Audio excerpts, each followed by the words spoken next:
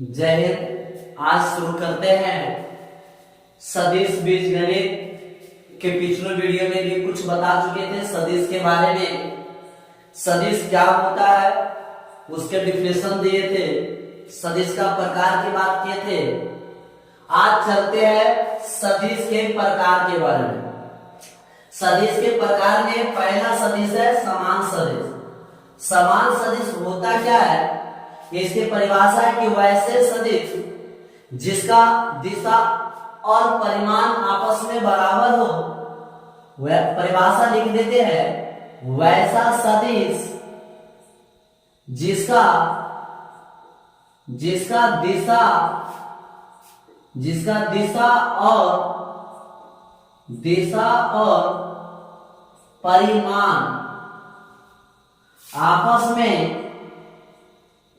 आपस में बराबर हो उसे समान सदिश कहते हैं।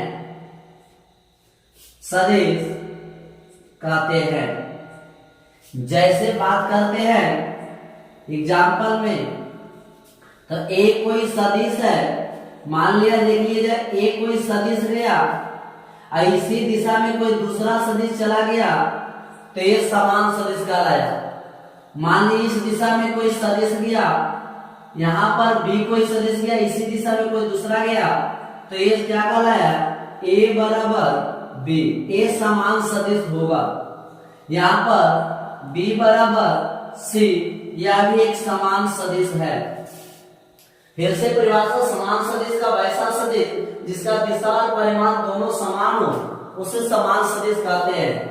इसका दूसरा आएगा, दूसरा कहता है असमान सदिश। असमान सदिश इसी को दूसरा नाम से जानते हैं ऋणात्मक सदिश। असमान सदिश वैसे दो सदिश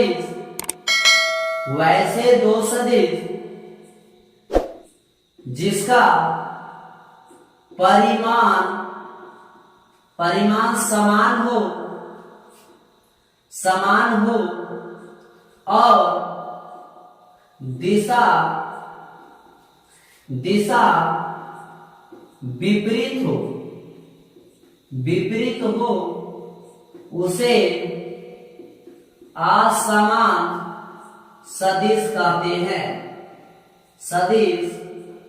कहते हैं।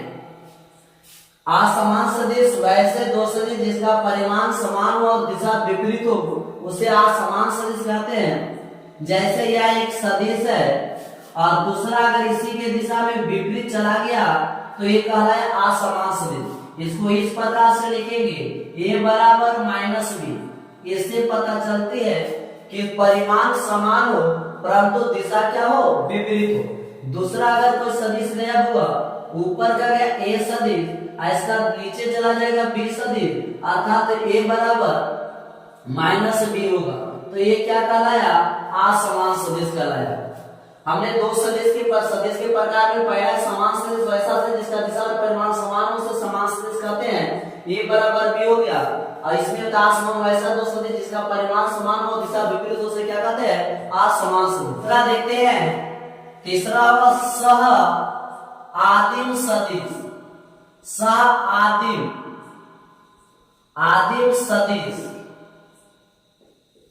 सह आदिम सदिश क्या होती है, वैसे दो या दो से अधिक सदिश जिस पहले एग्जाम्पल समझिएगा, वैसे दो या दो से अधिक सदिश जिसका प्रारंभिक बिंदु एक हो। प्रारंभिक बिंदु यहां से शुरू होती है, एक देखो इसका अंतिम बिंदु अलग है, इसका अंतिम बिंदु अलग है, इसका अंतिम बिंदु अलग है, इसका अंतिम बिंदु अलग है। मतलब वैसे दो या दो से अधिक सदिश जिसका प्रारंभिक बिंदु एक हो और अंतिम बिंदु अलग अलग हो उसे कहते हैं सह आदिम सदिश कहते हैं। बात समझ में आ गया होगा कि वैसे सदिश वैसे दो या दो से अधिक सदिश जिसका प्रारंभिक बिंदु एक हो और अंतिम बिंदु क्या हो, अलग अलग हो, उसे आप कहते हैं सह आदिम सदिश कहते हैं। चौथा इसका जो आएगा संरेख सदिश, संरेख सदिश, संरेख सदिश। ये संरेख क्या होता है? वैसे दो या दो से अधिक सदिश जो एक दूसरे के समांतर हो, वैसे दो या दो से अधिक सदिश जो एक दूसरे के समांतर हो। मान लिया जाए इस प्रकार के जो सदिश होती है एक दूसरे के समांतर होती है, उसे हम संरेख सदिश कहते हैं। परिभाषा लिख लीजिएगा, वैसे दो या दो से अधिक सदिश जो एक दूसरे के समांतर हो, उसे हम संरेख सदिश कहते हैं। सह आदिम क्या हुआ? जिसका प्रारंभिक बिंदु एक हो, उसे सह आदिम सदिश कहते, को इनिशियल वेक्टर कहते हैं। इसका संरेख का क्या हो गया? जिसका दिशा ये मायने नहीं रखता है कि दिशा एक ही दिशा हो सकता है। एक सदिश इस प्रकार गया तो दूसरा सदिश इधर भी जा सकता है, तीसरा सदिश इधर गया तो चौथा सदिश इधर भी जा सकता है। ये कोई नहीं कि एक ही दिशा में हो। तो ये सारे सदिश को हम लोग कौन सा सदिश कहते हैं? ये सारे सदिश को हम लोग संरेख सदिश कहते हैं। वैसे दो या दो से अधिक सदिश जिसका जो एक दूसरे के समांतर हो, उसे संरेख सदिश कहते हैं। चलिए पांचवा देखते हैं। पांचवा है मात्रक सदिश, या उसी को दूसरा नाम है एकांक सदिश। ये मात्रक या एकांक सदिश क्या होती है, इसका थोड़ा परिभाषा देख लेते हैं। कहता है वैसा सदिश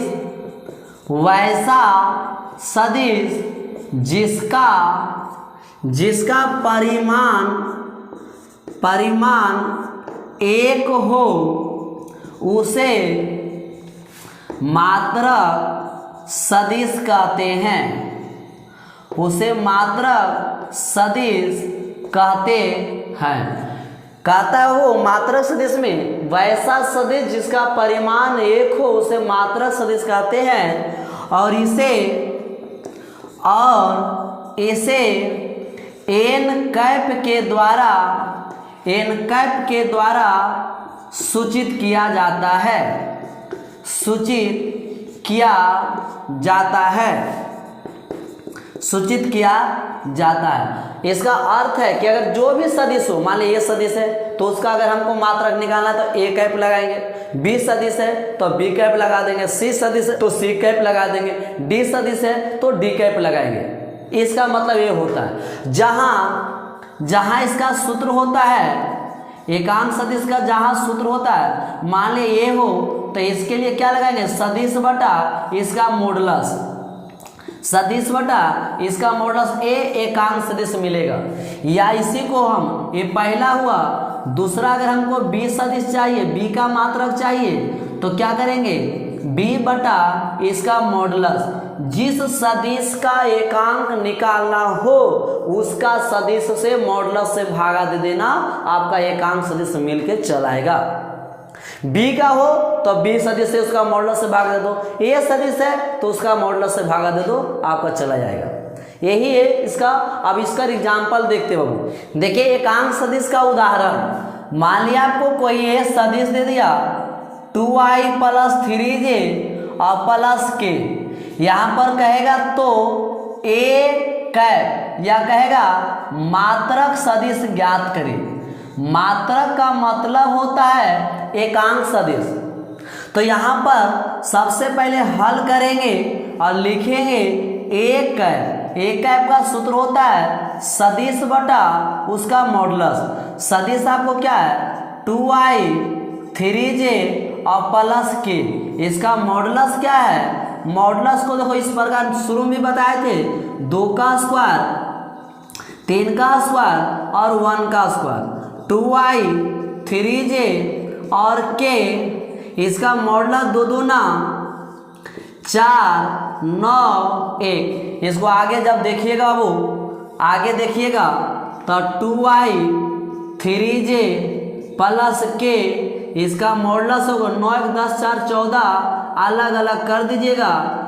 2 बटा √14i, 3 बटा √14j और 1 बटा √14k। यह एक मात्रक सदिश निकल कर तैयार हो गया। अब इसका तुम परिमाण निकालो इसका परिमाण निकालोगे तो एक ही आएगा। दूसरा उदाहरण देखते हैं।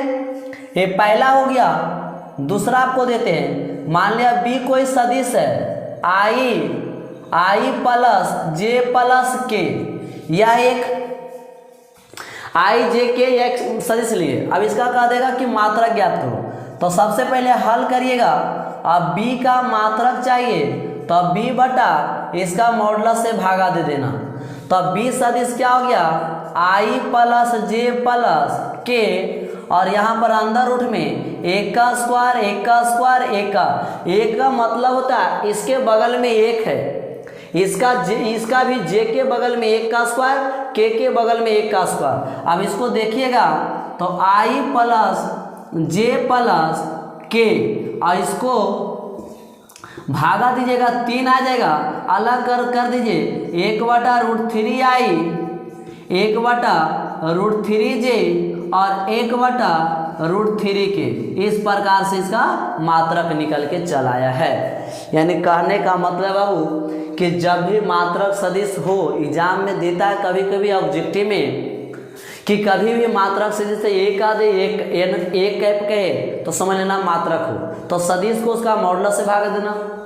बी कोई सदिश है, उसका मात्रक है तो बी का मॉडुलस से भाग दे दो, आपका सदिश मात्रक चल के चलाया। अब यहाँ पर एक प्रश्न उठता है कि सर आखिर आई जे के क्या है। आई प्रयोग कर देते हैं, जे प्रयोग करते हैं, के प्रयोग करते हैं, वो होता क्या है। चलिए देखते हैं। अब थोड़ा देखते हैं, अभी जस्ट बात हो रहा था कि आई जे और के क्या है, इसी पर भी प्रश्न आया था। आखिर आई जे क्या है, तो आई जे और के एक एकांक सदिश है, क्योंकि इसका परिमाण एक होता है। जहां जिस देखिएगा, मान लिया जाए ये वाई एक्सिस है, ये एक्स अक्ष है, ये जेड अक्ष है। यहाँ पर एक्स अक्ष के तरफ, एक्स अक्ष के तरफ जो बात होगी वह जो जाएगा आई जाएगा। आई जो ये है एकांक सदिश है, वह एक्स अक्ष के तरफ जाता है, उसकी दिशा एक्स अक्ष की तरफ होती है, और जो वह जे रहता है वह वाई के तरफ जाता है, और जो के रहता है वह जेड अक्ष की तरफ जाता है। इसकी जो दिशा होती है वह दिशा को संकेत के जो जाता है जेड अक्ष की तरफ, आई जो जाता है एक्स अक्ष की तरफ, वाई जो जाता है जे जो जाता है वाई अक्ष की तरफ। आई जे के एक एकांक सदिश है। जैसे यहाँ पर लिखेंगे, इसका अगर उत्तर में लिखना हो तो लिखेंगे आई जे के एक एकांक सदिश है, यानी मात्रक सदिश है, एकांक सदिश है। जैसे आई की अगर हम यहाँ पर बात करते हैं, ए कोई सदिश बराबर आई ले लेते हैं, और इसका परिमाण निकालिएगा तो इसके बगल में कुछ नहीं तो एक है, एक का स्क्वायर एक ही होता है, इसीलिए इसे हम एकांक सदिश करते हैं। जे की बात अगर मान लें कोई दूसरा जे ले लेते हैं, जे के बगल में एक है, इसका अगर हम परिमाण निकालते हैं, मॉडुलस निकालते हैं, तो एक का स्क्वायर एक ही होगा। अगर हम सी के की बात करते हैं तो इसके भी बगल का मॉडुलस निकालते हैं, तो इसका भी परिमाण एक का स्क्वायर एक ही होता है। यहाँ से आपको बिल्कुल समझ में आ गया होगा कि आई जे क्या है। तो आई एक्स के, वाई जे जो वाई के, और के जेड की दिशा में आई जे के एक एकांक सदिश है, इसका परिमाण एक एक होता है। अब आगे की बात करते हैं। तो यहाँ से अभी तक हम कुल जितना भी टॉपिक पढ़ाए हैं सदिश के प्रकार में, पहला है समान सदिश, वैसा सदिश जिसका दिशा और परिमाण समान हो। असमान सदिश वैसा सदिश जिसका परिमाण समान हो, दिशा विपरीत हो। संरेख सदिश वैसे दो या दो से अधिक सदिश जो एक दूसरे के समांतर हो, उसे संरेख सदिश कहते हैं। सह आदिम सदिश वैसे दो या दो से अधिक सदिश जिसका प्रारंभिक बिंदु एक हो और अंतिम बिंदु अलग अलग हो, उसे सह आदिम कहते हैं।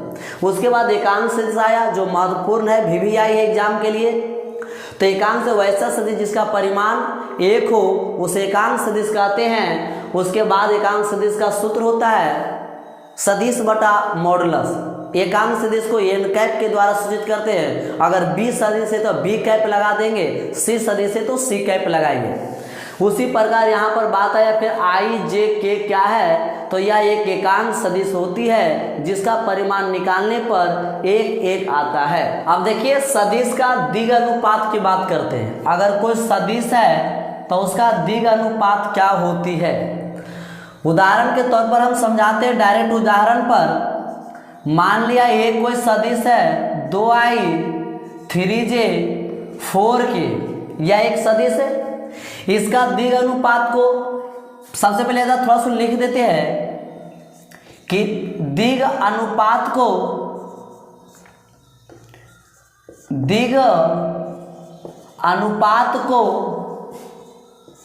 ए बी सी से सूचित किया जाता है।